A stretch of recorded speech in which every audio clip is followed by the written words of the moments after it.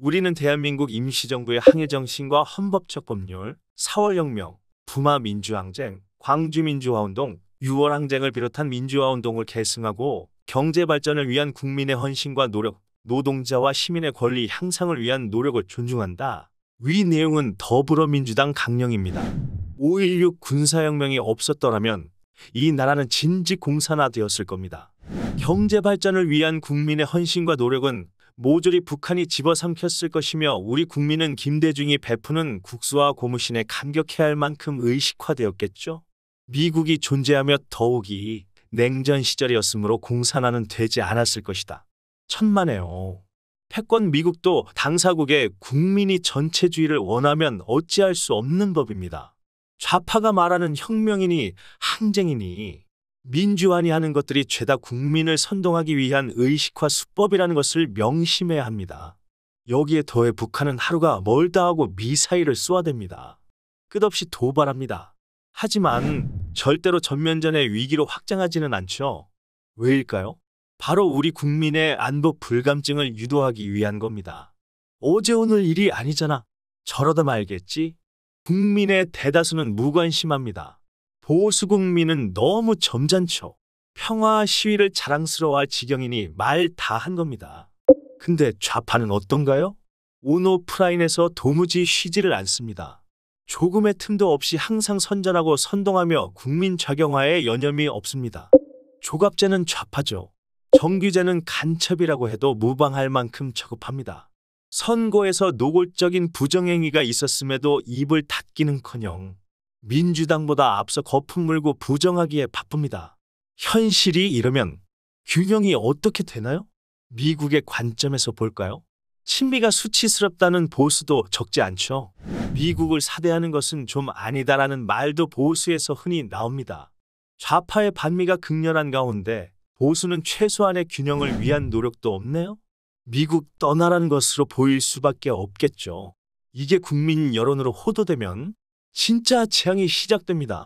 보수 정당의 좌클릭이 복지 영역에만 국한될 거라는 보장이 있나요? 이준석과 권성동을 보세요.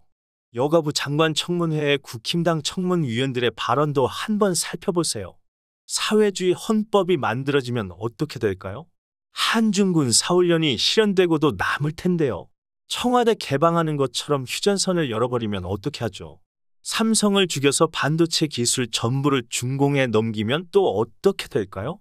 대우, 삼성, 현대 등의 고도화된 선박 건조 기술이 통째로 중공에 들어가면요. 복제품 생산의 도 같은 중공에 미국 무기 샘플이 모조리 제공된다면요. 세계에서도 명품으로 손꼽히는 K9 자주포와 비슷한 형상이 북한에 등장했죠. 실제 설계의 도면이 얼마든지 넘어갈 수 있는 겁니다. 문재인을 겪었습니다. 이재명의 억지와 뻔뻔함도 맛봤죠. 불가능이란 없는 겁니다. 상상 그 이상의 것이 얼마든지 현실이 되어 자유민주주의를 밀어내고 자본주의를 뿌리째 뽑아 태워버릴 수도 있는 겁니다. 박정희 대통령의 5.16 혁명이 없었더라면 진즉 겪었을 지옥입니다. 마침 천원 과도 같이 사기 탄핵을 겪었습니다. 사기 탄핵 덕분에 문재인을 통해 좌파의 실체 또한 생생하게 겪었습니다. 문재인이 노무현의 전철을 밟는다고 해도 더는 시체 장사가 통하지 않을 거다라는 말이 괜히 나오는 게 아닙니다. 좌파의 선전, 선동 의식화로 새빨갛게 물들었던 고통과 치욕스러운 역사를 잔인하게 끊어갈 시점이 바로 지금입니다. 시대 전환이랄까요?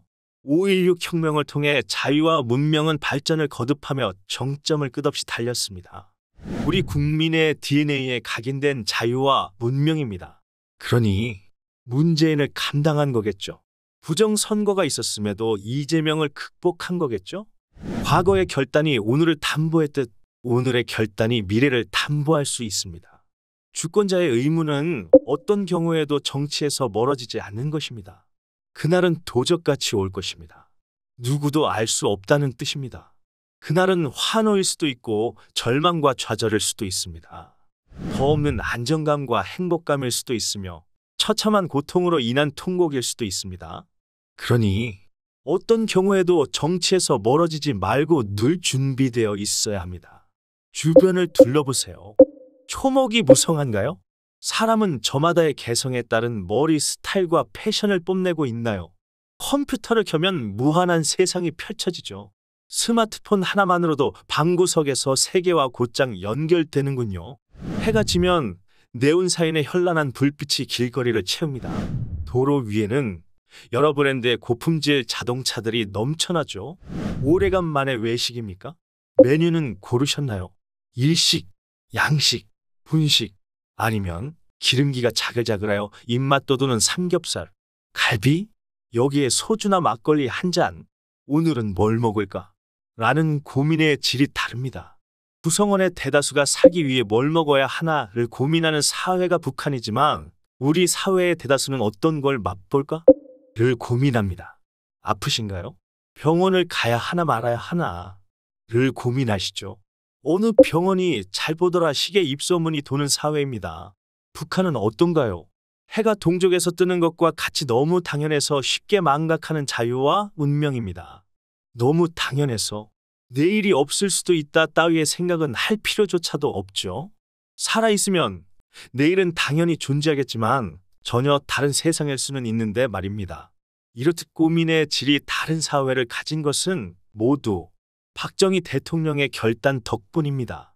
오늘 하루, 특히 박근혜 대통령에게 위로와 평안이 있기를 바랍니다.